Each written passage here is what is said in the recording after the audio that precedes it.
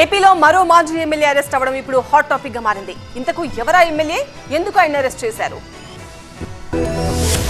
ఏపీలో వైసీపీ నేతల అరెస్టుల పరంపర కొనసాగుతోంది. ఇటీవల ఎన్నికల సమయంలో ఘర్షణల కారణంగా మాజీ ఎమ్మెల్యే పిన్నెల్లి రామకృష్ణారెడ్డిని అరెస్టు చేసిన పోలీసులు ఇప్పుడు మరో మాజీ ఎమ్మెల్యే సుధాకర్ ను అదుపులోకి తీసుకున్నారు. యువతిపై లైంగిక వేధింపుల ఆరోపణలతో సుధాకర్ పై పోక్సో యాక్ట్ కింద కేసు నమోదు చేశారు. కర్నూలులోని తన నివాసంలోని సుధాకర్ ను పోలీసులు అరెస్ట్ చేసి స్టేషన్ కు తరలించారు. అనంతరం వైద్య పరీక్షలు నిర్వహించి సుధాకర్ ను కోర్టులో ప్రవేశపెట్టగా అతనికి రిమాండ్ విధించింది కోర్టు.